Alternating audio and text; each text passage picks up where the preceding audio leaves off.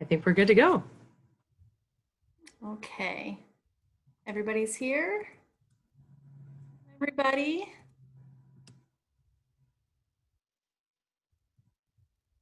All right, we're still admitting a couple people from the waiting room, but I wanted to say welcome and thank you everybody so much for being here tonight. This is our first ever virtual garden tour, so we're really excited about it.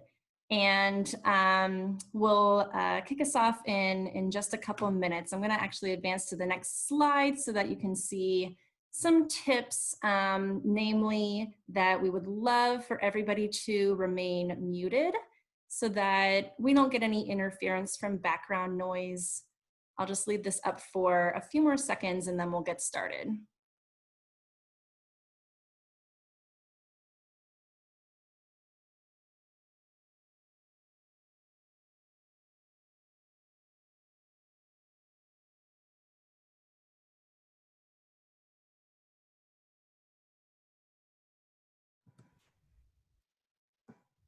Okay, Susie, we're ready? We are ready. I'll admit the stragglers as they come in, but all is well. You go ahead and do your thing.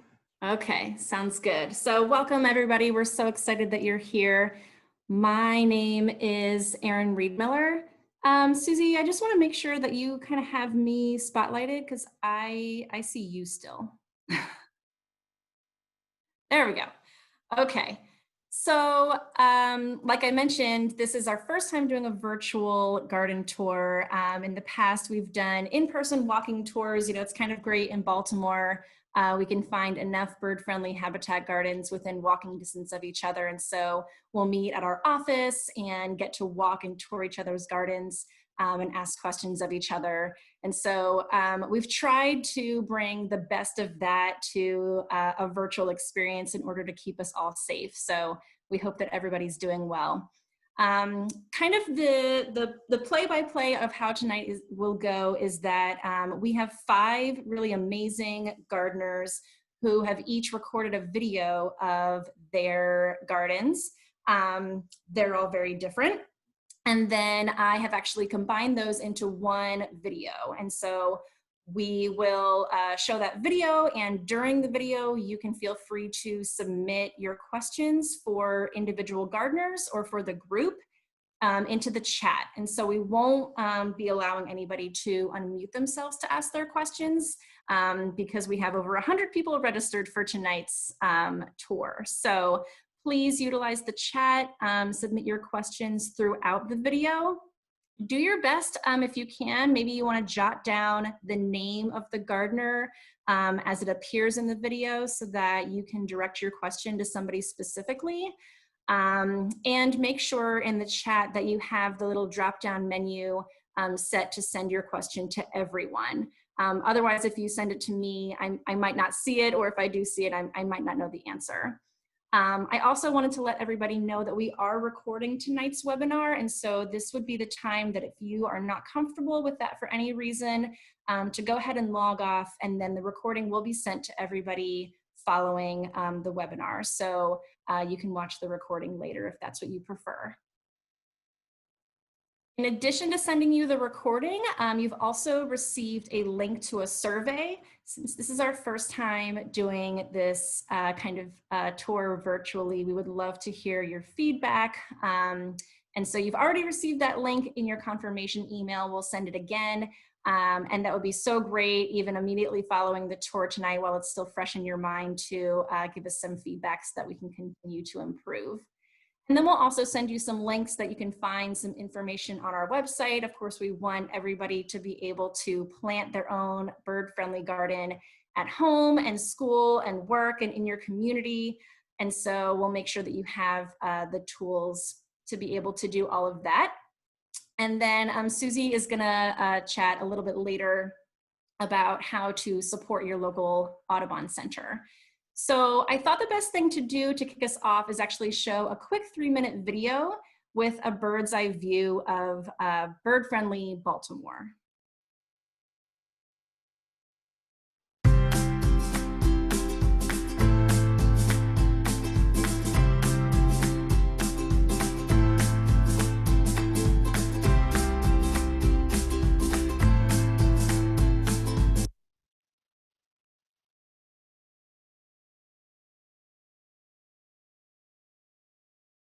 Aaron, it paused. Oh, I'm sorry. There we go.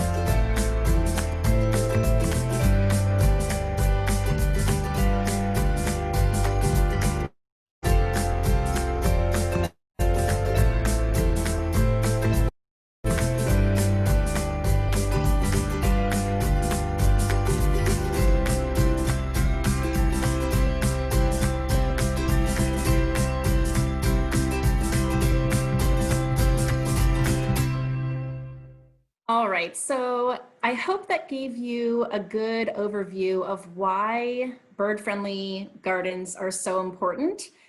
And this map pretty simply depicts that as well. So these colorful lines going throughout the northern and southern hemisphere are the flyways that birds are taking as they're migrating.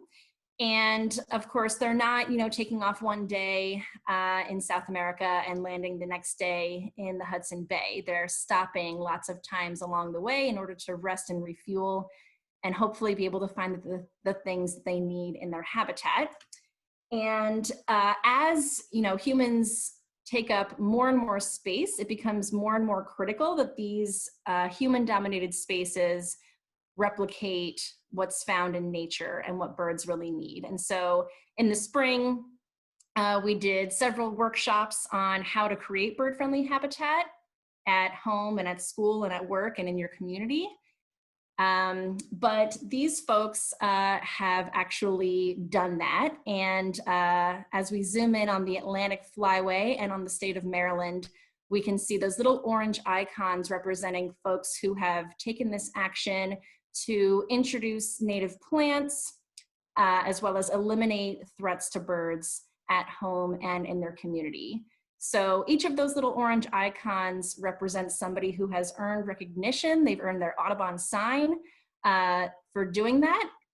And 5 of those gardeners are with us tonight. And so we are going to share their spaces. Like I mentioned, you can enter any questions that you have for gardeners into the chat as we're playing the tour of their gardens. And then at the end of the video, it runs about half an hour. Then we'll open it up for some more in-person Q&A, although it will still have to come through the chat. Definitely want everybody to be inspired tonight to take action and make your gardens, no matter what shape or size or paved, to make them more bird friendly. And so I wanted to point out our website, patterson.audubon.org. Under that conservation tab, you'll find a link for bird-friendly communities where there's lots of downloadable information, as well as that link to earning your habitat yard sign and getting yourself on the map. So with that, I am going to bring up our video. Like I said, it runs about half an hour, but please enter your questions into the chat. And like I said, do your best to identify the gardener in the video so that that person can respond and try to answer your questions. All right, here we go.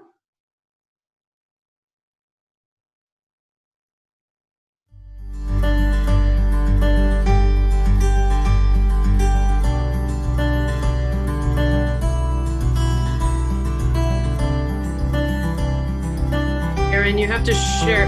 Pause it, please. Oop. Do I have to stop share and then reshare? Okay. You have to choose the video window and make sure you have audio.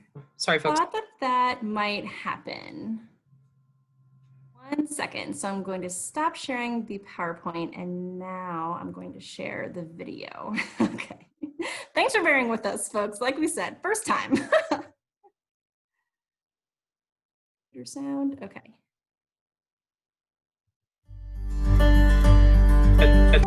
Good. Thank you.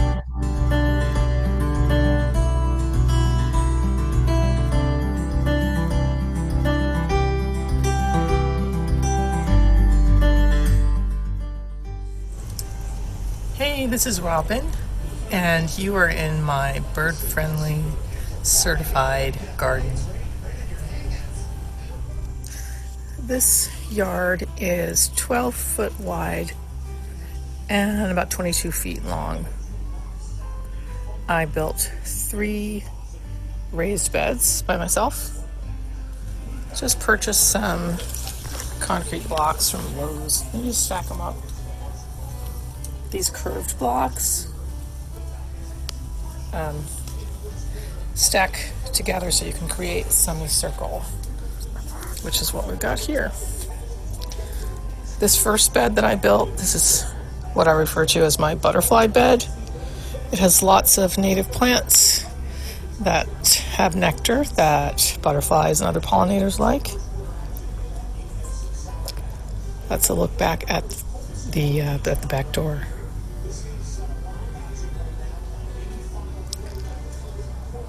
You can see, again, it's a little yard with a concrete slab and cement block walls.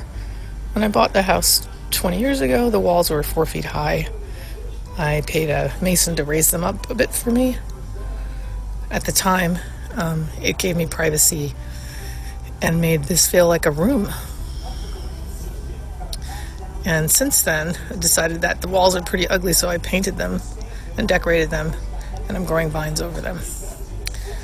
Here's the second bed that I built. This is a big L shape. It's about, 8 feet wide. And these are also concrete blocks that I just stacked up. The great thing about building raised beds is it creates what I think is a healthier, more supportive environment for native plants, especially the big ones that you like, that you really want. And this bed, again, it's about 8 feet wide and about 10 feet long.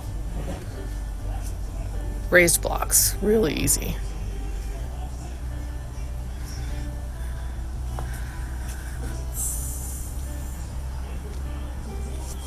I'm going to introduce you to all the plants I have, starting from the southwesterly wall.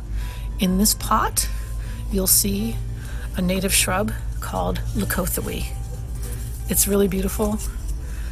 And just to hide some of the soil that was visible, I planted some shade-loving begonia. So they're really happy together. In the pot next to it, a tree. There's sedum on the bottom, but this is a red bud. This is a spring flowering native North American understory tree. It's about 8 feet tall now. Almost forgot to show you this ajuga. This is also a native bugleweed. It's a variegated one that likes sunlight. And there's some fun garden art.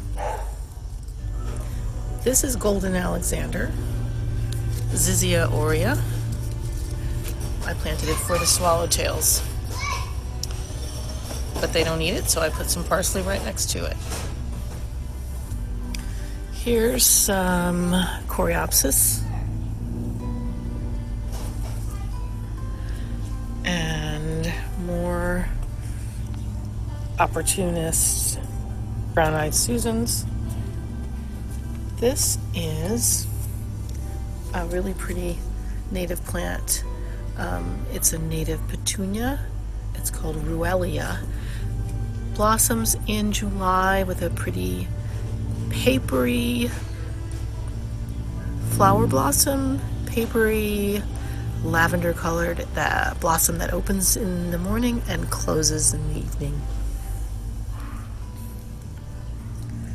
My other milkweed, this is the Asclepias tuberosa. You can see this seed pod opening.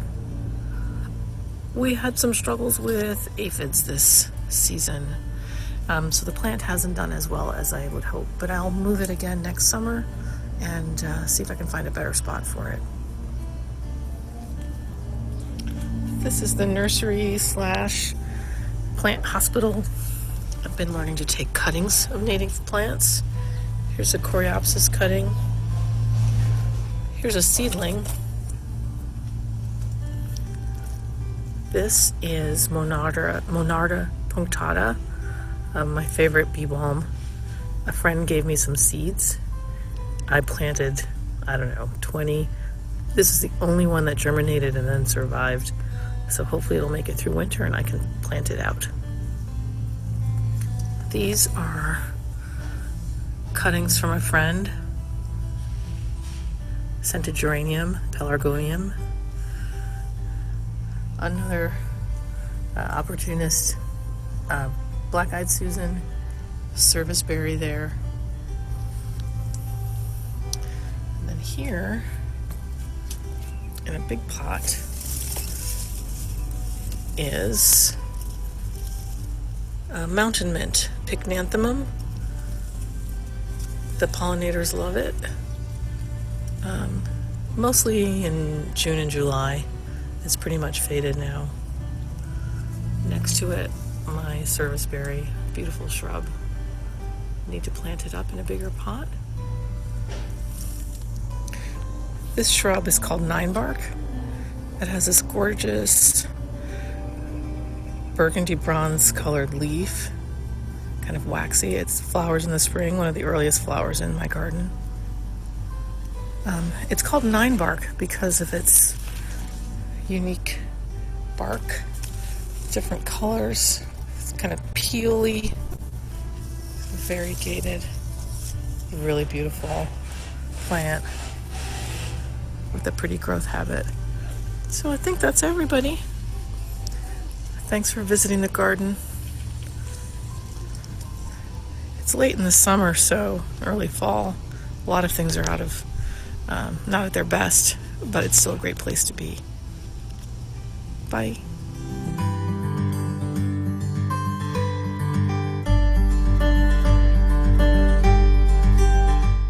Welcome to my garden. I live in Baltimore City. This is the end of September, and I've created a wildlife sanctuary, and my entire garden is a bird feeder. So this is Viburnum nudum, And when the berries turn glaucous blue, you can see they're gone because the birds eat them. They love them. And then the plant turns hot pink. Back there along the porch is Clethra alnifolia, another really high wildlife value plant. All the existing liriope was replaced with this native sedge. It's called Hob Blue Bunny. This is native Pachysandra recumbens, Fothergilla. So everything you're seeing is native, and how it really looks in a garden, not in a catalog. Maidenhair fern, one of my faves. Very slow growing. This one, native rhododendron. And an oak leaf hydrangea, another Fothergilla. We're going to walk around the corner. This is a great fall pollinator plant, Cucura autumn bride. And here now, as we get around the corner, we built these walls to stop erosion and make more flat spots because the hill goes down this way and then the hill goes this way. It's kind of a tough spot. The driveway is filled with river rocks, pervious surface that really helps slow down water flow. And at the end of the driveway is a rain garden. First we have little stem bluegrass, and the roots of the grass filter the water that goes on. This glorious Magnolia virginiana, quadrupled in size. Just planted it 5 years ago. It's the right plant for the right spot. Have a gravel path here, another pervious surface going down the hill further. Every plant in here does double duty, supports wildlife and also soaks up water. Penstemon, there's some mountain mint, another Clethra alnifolia. This guy's really happy. See, it was one plant he started to colonize. Makes me really happy. This is Cleome glabra alba. It's the white turtle head that supports the Baltimore checker spot. These are sensitive ferns that love water at the very bottom of the hill. And this #1 plant is in Amelanchier canadensis, a serviceberry that is a huge wildlife value. The birds love the berries. I have to fight them for them. And it also supports a lot of insects, important insects. So here's the back garden. And this was a grassy hill just 4 years ago. So it's a work in progress. But we had a patio dug into the hill. And then we moved all the soil over to terrace and make flat areas to garden. We're coming up on Ilex opaca recumbens. There it is. It's the native ilex, and recumbens means it goes horizontally, not vertically. So the idea is it's going to grow out and down and hold up this little hill. It also feeds birds, and the evergreen is really important because it provides shelter for birds and other wildlife. Then going down the path, massing is really important. So some massed oak leaf hydrangeas, all these perennials are massed. Visually it looks better. I think plants are happier with their friends. And also if you're a small bird or bug flying way overhead, it's much easier to identify where the good stuff is if they're in masses. So water features, super duper important. A lot of water sources. This one, when it was 100 degrees for 3 weeks in a row with no rain this summer, a bird sat in here and was in here for so long I was worried there was something wrong. It was just cooling off. I moved some stuff away from here and composting. You never give away any of your organic material, compost it. There's a birdhouse. There's lots of birdhouses. My husband's beehive. This is the only sunny spot I have. We grow all of our food here. And there's some pollinator plants mixed in. The raspberry canes are back there. My dog eats the berries right off the cane on the bottom. The birds get the ones on the top, and the little girls eat the ones in the middle. So I get none. Agastache, my hardest working pollinator plant. That and mountain mint, I'd say. Okay, here's our little food garden. Then if we go over here, Erin told me that America pennsylvanica has the berry with the highest fat content that birds need when they're migrating. So it's going in there. It's about to be planted. Another water source, arrowwood viburnum that was just planted. This sad thing is Aronia melanocarpa, which is great for birds, but it was in that spot where my compost pile is now, and it wasn't getting enough air.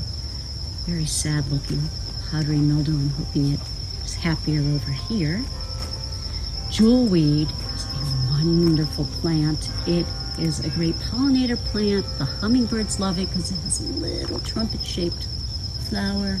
And also, if you break the stem and put the liquid inside on poison ivy, it alleviates the itching. I'm about to plant a sweet shrub right there.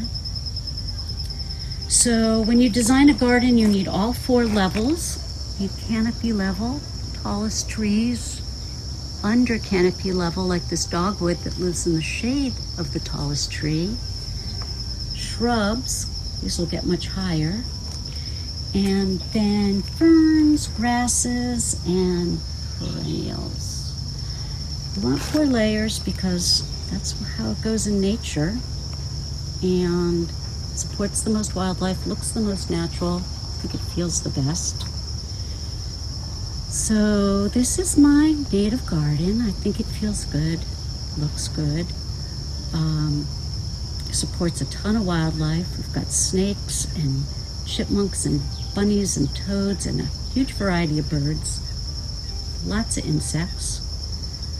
I'd like to thank Erin and Susie for everything they bring to us through Audubon. Baltimore's lucky to have them.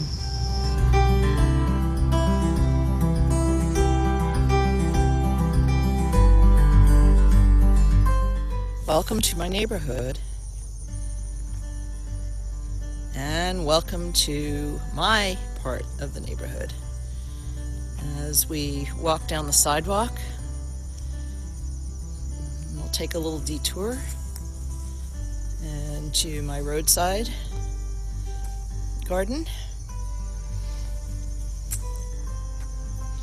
And the pollinators are very happy. This is something that was made possible by laws allowing roadside plantings other than turf grass a number of years ago that I actually inspired. So here's my property from the road,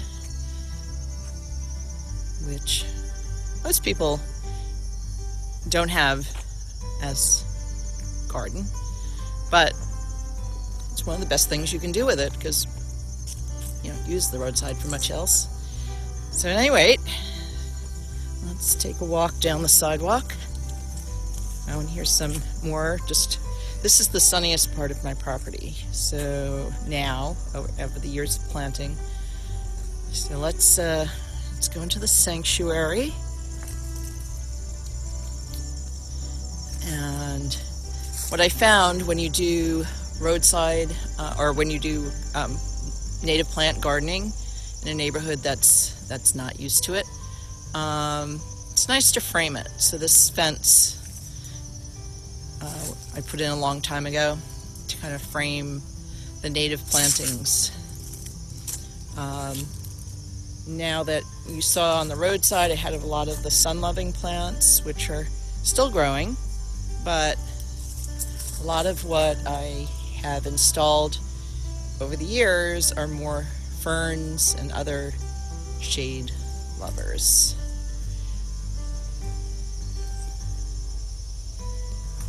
And the shrubs, also kind of reach for the sun. But the hydrangea is still reasonably happy. And again, here's the roadside. And some of the eupatoriums. So I didn't say what they were when I looked at them last. Eupatorium rugosum.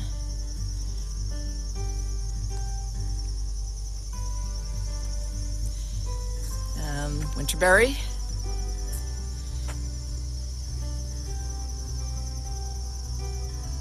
Oh, and let me go back over here. One of my favorite, if I can find it.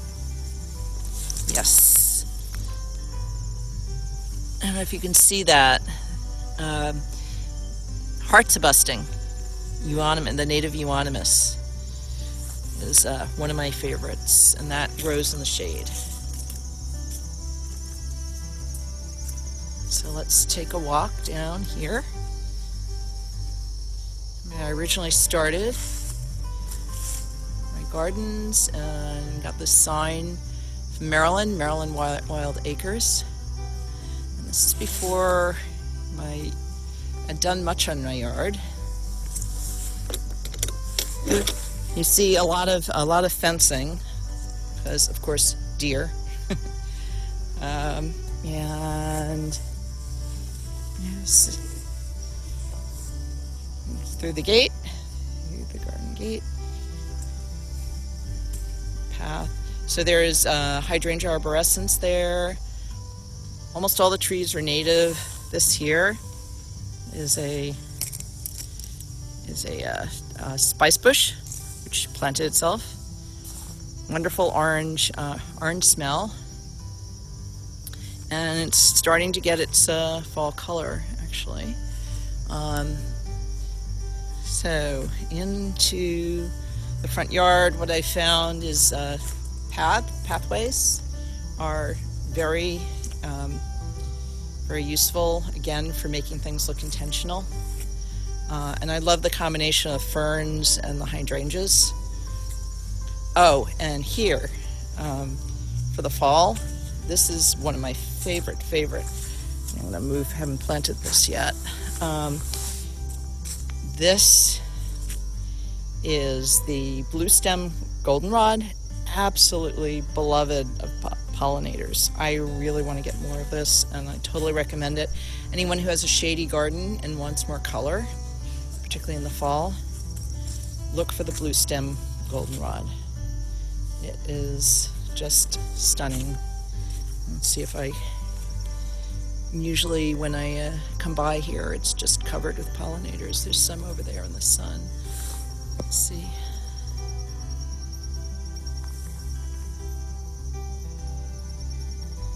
At any rate, just I totally recommend it. One of the best natives. The other color combinations I love are the ferns and the calico asters.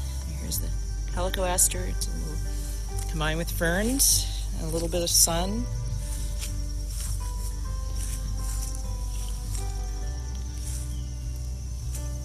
So that's for today. That's the main thing I wanted to show. Just oh, I have a few more minutes.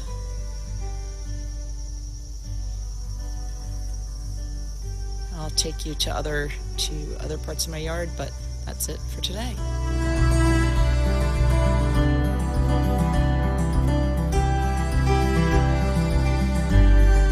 Hello, my name is Nicole Lucier, and I'm here to show you my home garden in University Park, Maryland.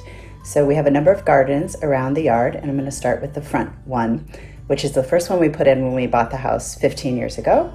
It is along the sidewalk on a slope. It used to be full sun. It is now part sun. So we have a lot of golden Alexander, some coreopsis, moss phlox in the spring. Mixed in here are a few non-natives. You can see the former coneflowers, which are native, There's a lot of sedum. Right now we have goldenrod and the fall asters. This also has a lot of black-eyed Susans, butterfly milkweed, Joe Pye weed, which you'll see. The garlic chives have just bloomed. Basically, I try to keep it full. One of my philosophies is to try to have something blooming through every season if we can, and to just provide a lot of attraction for insects and then birds. So this is one of my, a few of our shots over the years since the garden isn't looking as fresh.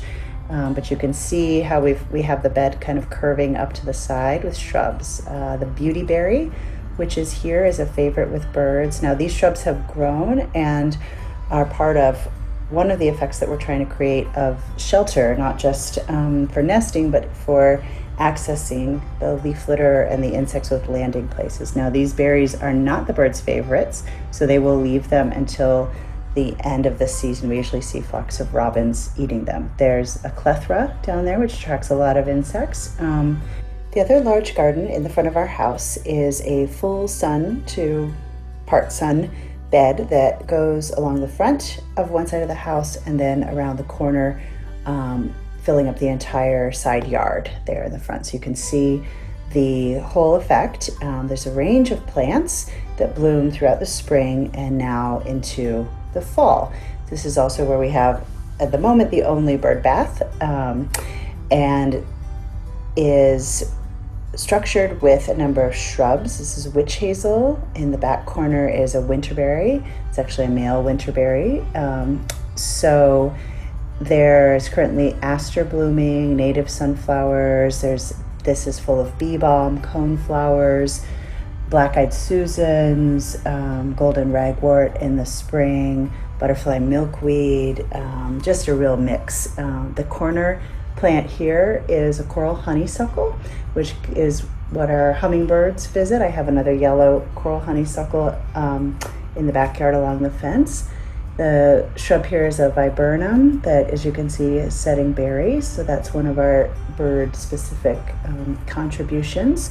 And this whole area, we have a little row of sassafrasses, which is a host plant for the spice bush swallowtail. And what we've tried to do is create a multi-layer effect with the small trees, the shrubs, and then the ground, so that the birds can really get comfortable. So these are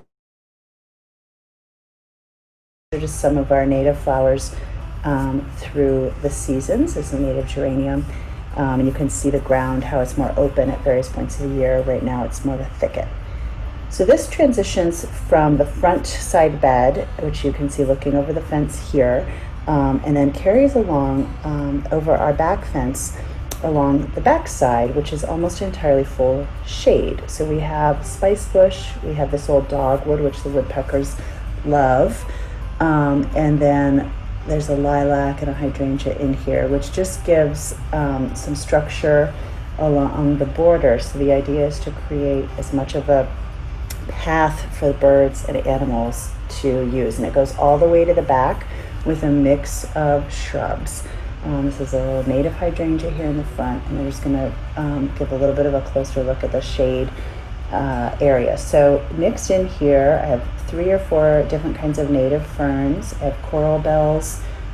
This is another different kind of viburnum, which is slowly growing here in the shade. And then mixed in among the shrubs is a lot of the celandine poppy. You can still see that's what the yellowed leaves are, that it just in the spring is a gorgeous yellow. And the leaf litter. So leaf litter is a major attraction. We get catbirds, we get thrashers, we get towhees, all kinds of things in there. So along the back fence is more of this loose hedge. So I have some mixed dogwoods. Those were winterberries. I have a mulberry growing, a little sweet bay magnolia. In the background you can see some of our Jerusalem artichokes, which is another native sunflower that's growing up. And then along the side are dogwoods, viburnums, summer sweets, all mixed in together. So one part of our garden that we really love is our milkweed patch. It is along the garage, and it just attracts so many insects. And is again always a place where we have catbirds hunting earwigs and other things like that. I'm showing the early pictures because this time of year it looks really scraggly, but we leave the stalks because so many insects overwinter in the tubular stalks, and then it really contributes to the ecosystem. So this is lastly along our back alley, where you can see a little bit of the canopy. In addition to the shrubs, we have native black cherries and hollies all in a row along the yard, and these are nanny berries, which are another kind of viburnum. So creating that canopy and supporting the understory with river birch, redbud, and things like that is just something that we're trying to do.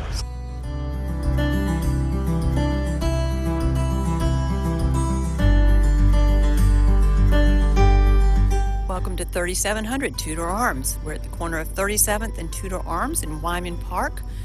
We've completely redone our yard this year and have really appreciated the guidance and support of the Patterson Park Audubon Society. We're right now at the end of the year, we're in butterfly mode, so if you look closely, we have some newly hatched, if you will, butterflies, monarch butterflies. There are actually 3 this morning, just to keep things really interesting, and they're all around. We're very, very excited to have those this year. So that's where we're starting from, but this is about our birds and our whole transformation. It all started with having to change the wall. We had a small low wall that was very pretty. However, the dogs could get through it, would go into the yard, urinate on various plants. So no matter how much we invested and tried to build up our yard, it just never happened. So once we built the wall, then we said, what do we want to do? I had taken a Patterson Park webinar, and we literally took the list of native plants to the pollinator, the perennial farm, and said, we want these things, and that's what we ended up planting. This is a first year, so it's a work in process, and but we're really happy about where we're starting. The key to our yard is this crepe myrtle. It was planted for us 15 years ago by Master Gardener Lee Barnes. She did a nice job on our front yard, but as I said, many of the plants were almost immediately destroyed by the dog urination. And so after trying for a couple of times, we kind of gave up. So this was our year to rejuvenate the garden. We left some of the non-native plants, but for the most part, everything that we've added has been native. So we're happy about that. The tree actually has more shade than I had expected because we haven't planted in something in so long. The birds love it. Probably going to do a little remodeling to get better shade loving plants next year. But right now, this is really our space. We used the layout feature that was on the website to create this space that's really become my outdoor office. It's where I start the day, it's where I end the day. My husband and I have dinner here oftentimes, and I now that we have power, I can actually do work out here. So this has really become our spot. The other benefit that we've had with this garden redo is that the wall itself has become a place where people can sit and chat, and we've met neighbors, we've had kids watch all these butterflies come out. It's been a real exciting year. This part on 37th Street is really the pollinator and butterfly area. And so we've had great success this year. We had about 25 chrysalises form. We've lost 2 of our butterflies that we know of, but other than that, we've had a really productive year. Lots of pollinators still on the plants. The herbs that we have been great. The Joe Pye was a huge hit with the pollinators, and obviously our milkweed varieties have been great. So this has really been something that I could not have expected, the benefits that we've gotten from redoing the garden. I've watched all the birds as they've gone through their whole process of from little juveniles begging for food to now they're all fat and getting ready for the winter. Varieties have been great. We have a mix of seeds, including some sunflower seeds. as well as just various mixes and even some suet. The laurel that was here last year has become a place that they love to hide out in. The bayberries, though non-native, I've cut so that they become sort of a perching area. My husband says it was a little bit of bonsai, but what it's really turned out to be is a really great opportunity for the birds to have some shelter when they want to move from the bird feeders to another place. And it's also when the feeders were overloaded, especially during the spring, they'd hang out here until somebody else was available. And so you can see there's even some birds over in that shrub right now. So this is 3,700 Tudor arms. We're really, really grateful that Patterson Park had the information online, that they didn't just stop when COVID came along, and really appreciative and looking forward to many more years of enjoyment.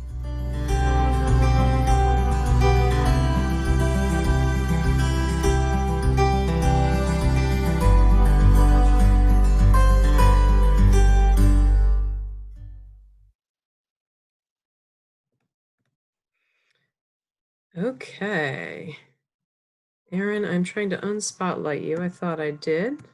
Thank you for curating that wonderful video of all these fabulous gardens. Thank you to all the gardeners who are showcasing their hard work and growing Maryland for the birds and butterflies and other beneficial insects.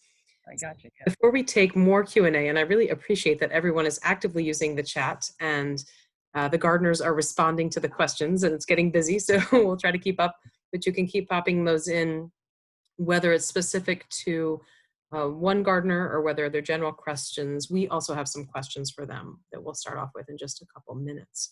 But I wanted to thank the gardeners and thank Erin for weaving that together. One long video to enjoy. So I had a few things I wanted to just share real quick before we move on to further discussion and look for some commonalities possibly between some of these gardens. So keep typing in the Q&A while I speak. I'm Susie Creamer, Center Director at Patterson Park Audubon Center, and thankful to have you all here tonight. We are celebrating community conservation, which is the collective efforts of all of us to weave together our various patches and gardens of various shapes and sizes to help sustain our birds. And it really does take this collaboration of all of us to restore the places the birds need.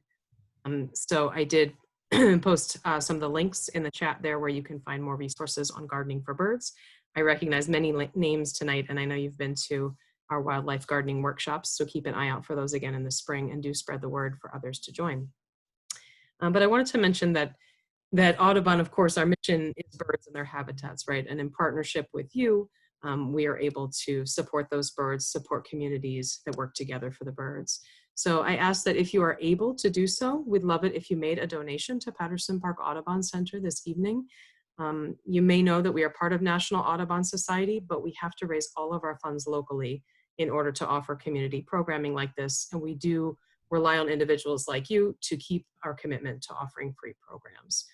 And during the chaos of COVID, as we all know, it has impacted us in many, many ways. So I am asking those that may be able to make a gift to do so.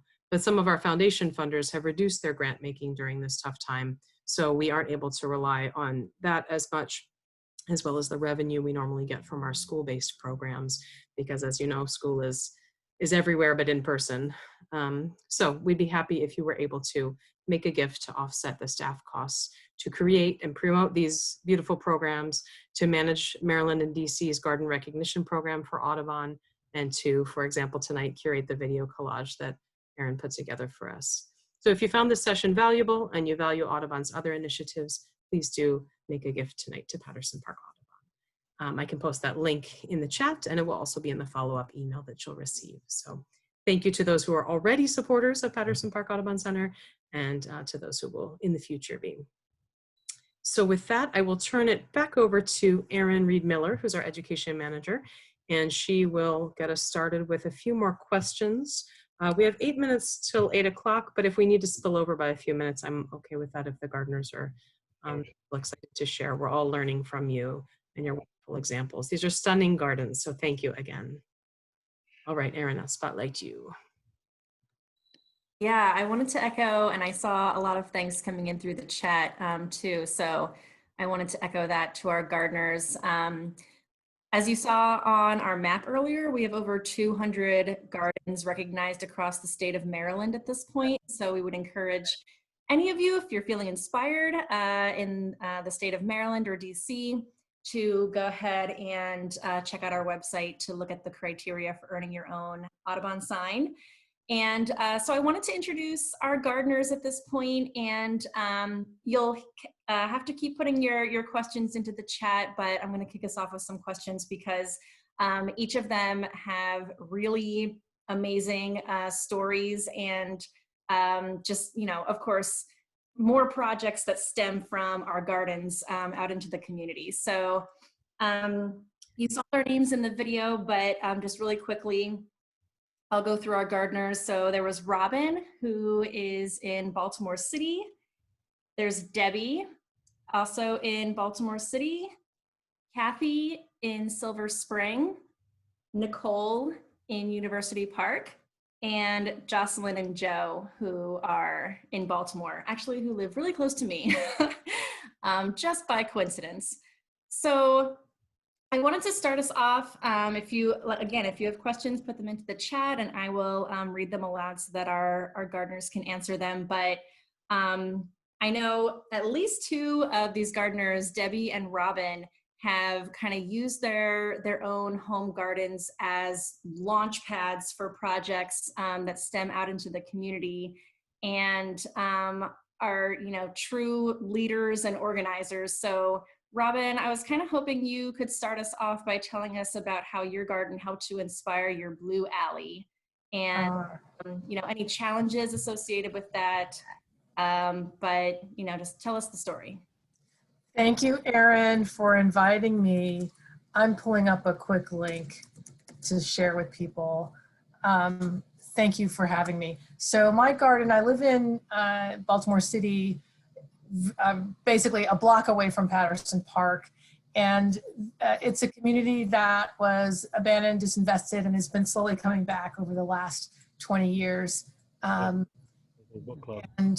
one of the things that I found really inspiring was that to bring the neighborhood together as more people moved in, you know, it was half vacant, we moved in. The thing that draws people together most powerfully is greening activities, tree planting, flower pot projects, beautification, things that make a place worth living, worth lingering in. Those are really powerful activities. So I got really excited about tree planting and then greening in other ways. And in my own garden, as I started gardening, I got to know my neighbors better. One of the most important things about alleys in Baltimore City, there are 600 linear miles of alley in Baltimore City. That is a lot of public space that's really not used for any purpose other than collecting trash and utilities. What a waste of potential for placemaking and for living. So as I started using my garden and turning my attention to the back of my house, started looking out across at neighbors and thinking that the alley could be more than just a garbage receptacle. We got together, doing cleanups and recycling projects, and everyone started feeling more and more like the alley was a place we should embrace and center instead of turning our backs, but we should face it and embrace it. We contacted the Healthy Harbor Initiative, which is an arm of the Waterfront Partnership here in Baltimore City. Healthy Harbor Initiative, very focused on cleaning the harbor, making it fishable, swimmable, and all that. And part of their strategy is to keep trash out of the streets and alleys. We contacted Healthy Harbor and asked if we could participate in their alley makeover program. Alley makeovers involve not just cleaning, like removing trash, reducing trash that flows into the harbor, but also beautifying, reclaiming, and they allowed us to, you know, funds that we could use to beautify our alley. One of my neighbors said, we were gonna paint decorations. One of my neighbors said, let's not just paint spots of color here and there on the alley. Let's just cover the whole alley in paint. Let's just create an enormous mural on the surface to transform the alley from a utility receptacle that you turn your back to into an art gallery that you can't help, you're irresistibly drawn to. We painted the alley surface, and I put a link in the chat up above a little bit here, Baltimore Sustainability, Every Story Counts, so that you can see what we ended up doing. We created a surface mural, 4,800 square foot mural on the ground. No one had ever done this in Baltimore. This was possible because we started knowing each other and caring about each other and reaching across the abandoned alley. We all wanted something beautiful to happen. There was a great local nonprofit to help us. And what we created was a vision that not only makes the alley enlivened, but replicates a hidden resource, the water that runs underneath our community. Our neighborhood sits on top of the Harris Creek watershed, which has been piped over and covered over for 100 years. By painting our alley in shades of blue, like a flowing river, and if you click on the link, you can see, we daylighted this hidden source of life, the water, the Harris Creek that runs under our feet, and reconnects us to that part of our environment that was hidden. So I really encourage people in historic row house neighborhoods like mine, which were built to house the workers who manned the canneries. You know, canning was invented here in Baltimore, who worked in the canneries, who built the ships that drove our economy, who you know, built the steel mills and wove the cloth that was famous around the world. All that happened here, and these working people in these little houses, in these concrete, you know, neighborhoods did those things. But the liveliness of reintroducing nature to this place and bringing back to life aspects of the environment we lost, like the creek, that was all possible in a little place like where I live, because people wanted more greenery, wanted more nature, and we did that. We made that happen. So thanks.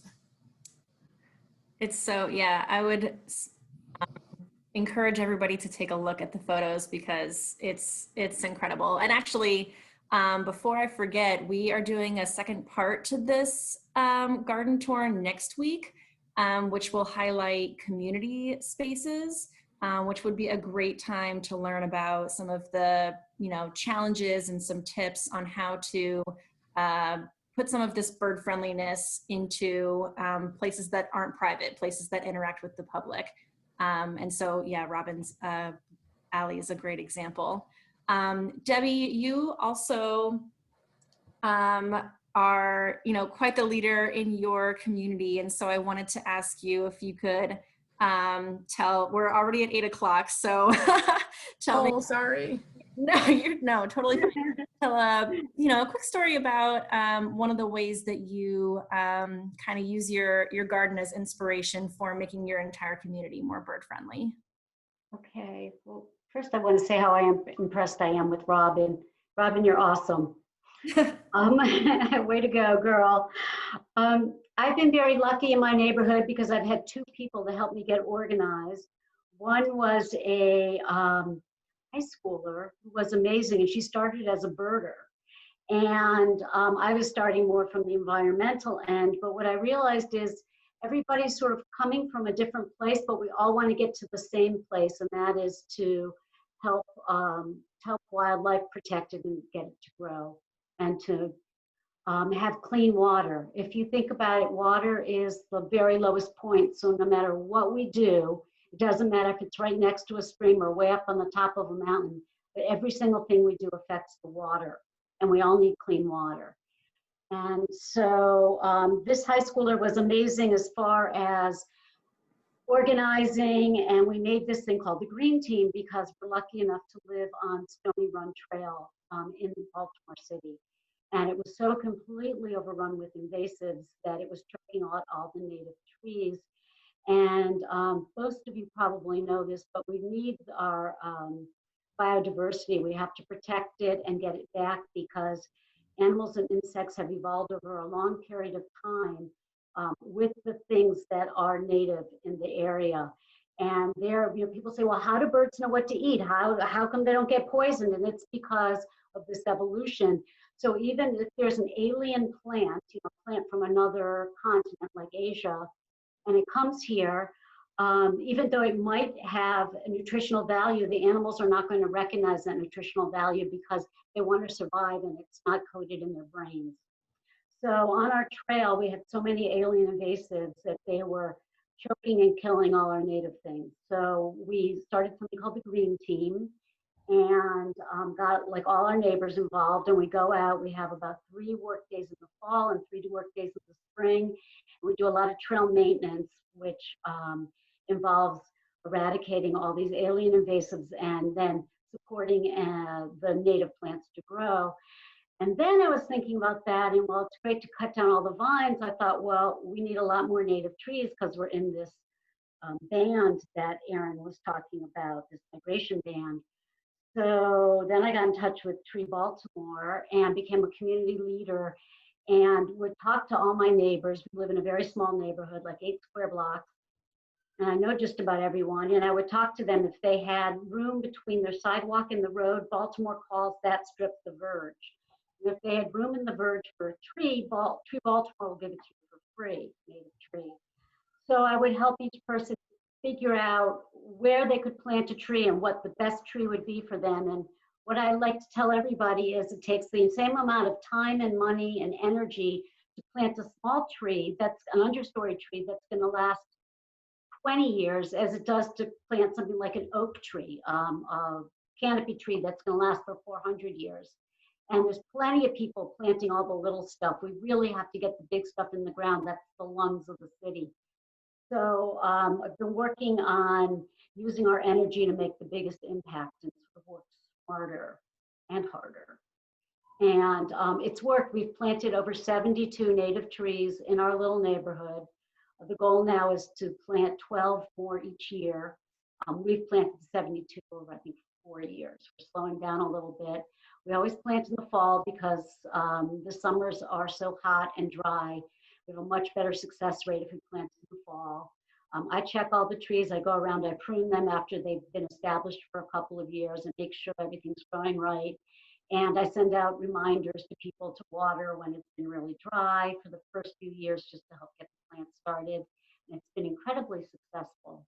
And there's been a lot of education and people telling people. It's sort of been this wonderful ripple effect.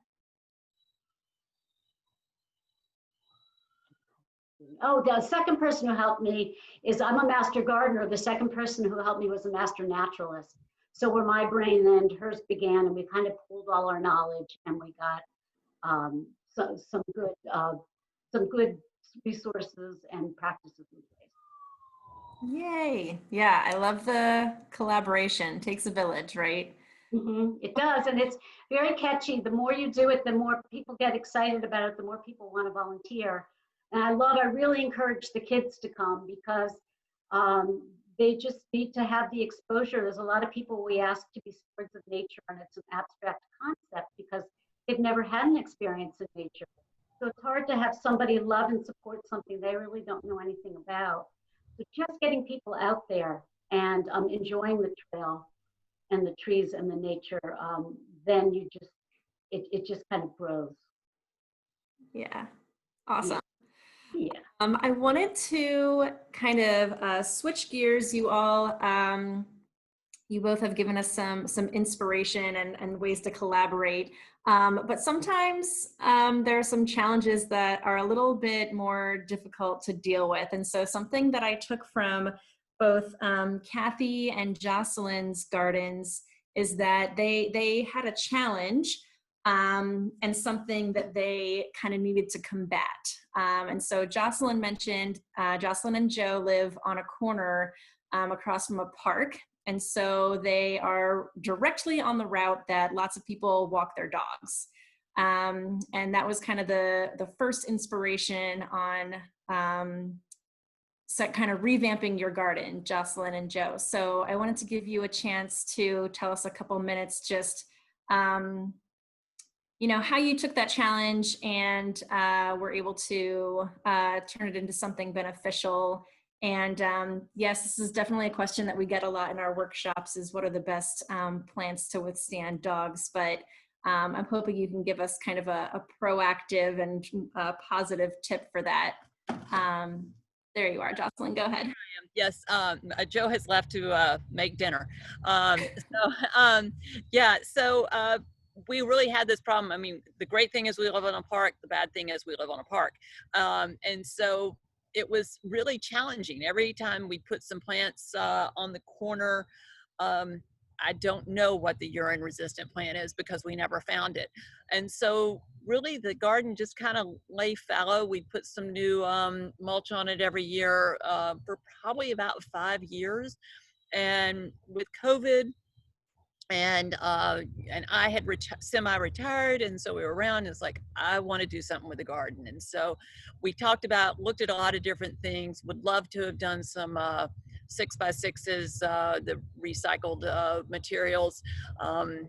That wasn't in the budget, so we walked around the neighborhoods. We walked through a lot of different neighborhoods, and really these stones worked out really well. And he came up with some amazing ways of getting around these curves that were astonishing. But that's really worked out well because, number one, on the corners, the dogs can urinate on the stones as long as they want. It doesn't get to my plants.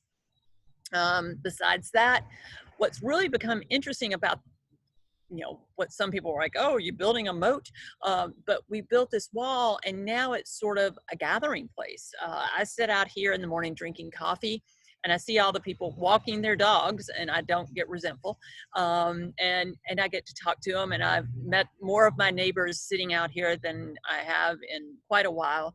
I've noticed over time there are some younger children that get tired when they're going to the park, and they sit down on the wall, and then I chat with them or they chat with each other. And it's really, we've had more interaction with our neighbors on a positive basis since we've really created this space. The kids love to watch the birds. The butterflies were, I think we had about 20, 23 or 25 come out. The last one came out today actually. And the kids watched that whole process. And so it's really becomes sort of a community sort of focal point, which all I wanted to do was keep the dogs out of my yard. I love dogs now, and I've always loved dogs, and I love dogs again now because of the wall. And it's really sort of created a corner. It sort of sets off the whole neighborhood. And also the birds have actually loved the wall. It gives them a shelter that I had no idea that they would actually like it. And especially some of the smaller ones, because it gives them a little one space that is blocked. So it's really, I'm still every day I'm finding some like, wow, this wall really works. It's not the antisocial thing we thought it was.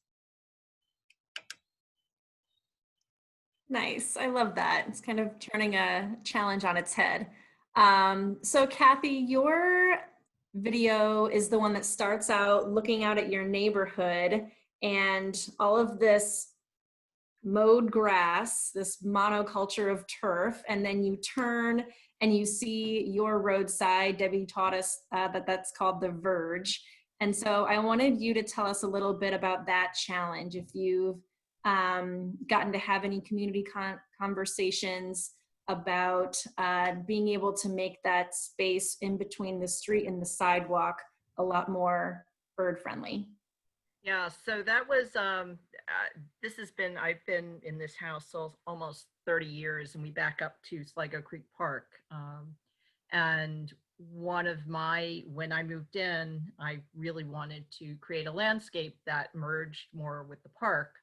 And the neighborhood was very suburban, like what I grew up with pretty much in the suburbs, grass and some azaleas.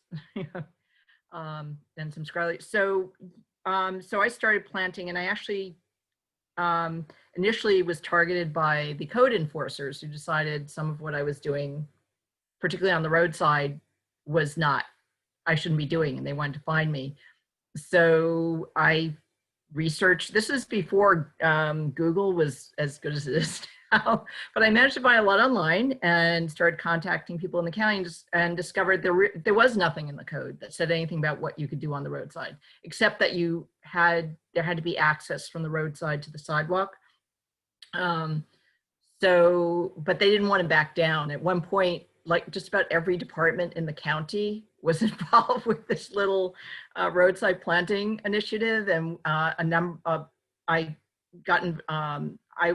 helped to start a newsletter and a listserv for the Maryland Native Plant Society, and through that reached out, and we just had a whole group of us that were lobbying the county council and the different departments, and the local newspaper really got into it and came and took pictures. I mean, it was a whole kind of community effort, and you know, the media and organizations. It was funny because it was just, you know, it started out with my little roadside, although as I discovered, there were a lot of other people that had the same issue. They just had never ratcheted it up to another level to try to change it. So we did get a law passed that allows and encourages roadside plantings. And when they finally implemented it into the code, they said they couldn't be taller than, I think it was 18 inches high. We were kind of pushing for 24. And as you can see, mine are taller than that. But my experience with code enforcement is unless somebody complains, they usually don't come and, you know, bother you. And we did have one person in our neighborhood who was very, he liked the very traditional, and still does. He still lives here, although I think he's come around a bit over the years. But at any rate, so that, I mean, it just, so what I showed you was, I wish more people in the neighborhood would do it. But if you look in the surrounding area, there's a lot of other people who have been doing that kind of thing. It's just not caught on as much as I would have hoped 20 years ago. But other people, I keep getting contacted by people who code enforcement still goes after, and we're able now, at least we have a law to say, no, you know, you're allowed and encouraged to do this. So there's still a lot of community outreach that we're trying to do.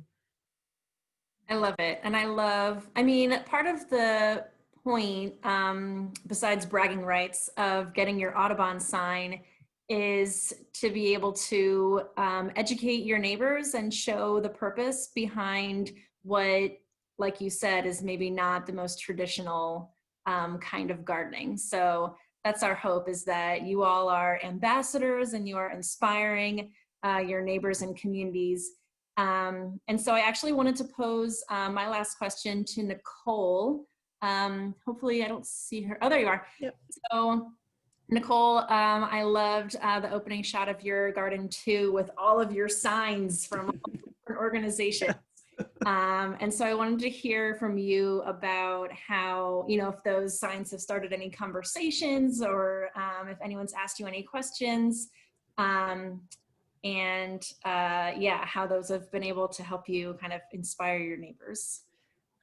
Yeah, so we have had some good conversations, and actually some of the things that other people have touched on have been part of what we've taken into consideration. We definitely have a dog issue in our neighborhood. In fact, on the other side of the steps, right from where I started the video, is like a little patch of hostas specifically for the deer to eat and the dogs to pee on. So it's not perfect, but I have over the years had conversations asking people to keep the dogs out of the garden. And in fact, it sparked, we have a neighborhood listserv, as I'm sure many of you probably do. And, you know, just some conversations about dog walkers saying, well, we didn't know. And all the gardeners saying, yeah, when there's like something besides grass, like don't let your dogs walk in it. So it's been a little bit of like, it started good conversations and kind of identified it as a garden. And my husband is very, like he grew up in New England where it's just like the lawn. And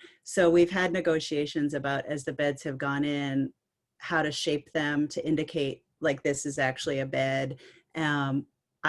You know, the signs help, like it does designate like it's supposed to look like this, especially since we leave it through the fall and the winter. We do most of our work in the spring, so we're out there a lot and people stop and ask us and talk to us. And then it kind of just goes the rest of the year. So the signs definitely signal like this is a thing. And then we also, I kind of like try to use the shrubs in that same way to give it some structure that says this isn't just, you know, weeds or whatever. But yeah, people ask, particularly in the backyard, about the milkweeds, because we have the sign. We also have an alley that people walk down. And the wildlife we get a lot of questions about like, what do we see? We've had foxes. We had a regular fox. In fact, just this week, a couple of days ago, we had an owl on our block. The first time I've ever actually seen an owl in live, person. So that was cool. And we have a lot of warblers that come through. So yeah, it does help. And when we bought the house, it's sort of technically right on the tree line, but there's a bunch of native hollies and native black cherries that really attract a lot of birds. And so we've been able to talk about like what we've added, and there's a huge maple on the other side of the front yard. I realized like that whole other side of the yard I didn't even talk about. But so that's like a sort of established tree. So yeah, people are very curious, and they always want to know like, what do you have to do? And I'm like, you just go online. And it's, you have to meet the criteria, but it's not, I think they like the idea of like an inspector coming and looking, but yeah, it's good. So awesome. Yeah, so I will say that, so we started this program for the state of Maryland, DC, for folks to earn their Audubon recognition for their gardens. And when we started it, it was kind of just in Baltimore. And so when we received an application, that was before we had an online application even, I would go to their gardens and we would kind of go down the habitat needs of birds, as well as the different threats to birds, and see how the homeowner, business owner, community organizer is addressing each of those criteria. And I continue to do that when you submit your application from within Baltimore City. So there's kind of this consultation. And I wanted to let folks know, if you live in the PG County area, we're working with the Prince George's Audubon Society to develop a training so that they can have their own garden consultation folks there. Because I think you're right, Nicole, that kind of one-on-one model that the master gardeners like Debbie use so well for the Baywise program is really valuable, to just share some tips and get some ideas and share materials. So that's something that we're working on, and we'll definitely let folks know when that's out there. Susie, I wanted to ask you if there were any other questions that we missed from the chat. I know we're 20 minutes over at this point, but it seemed like we were getting things answered for the most part while the video was playing. Yeah, it seems like we're caught up. As far as I can tell, we answered all the questions. And if there's anything pressing that we missed, folks can always email baltimore@audubon.org, and we can pass those along to specific gardeners or what have you. So it's a great discussion. Very lively chat. So.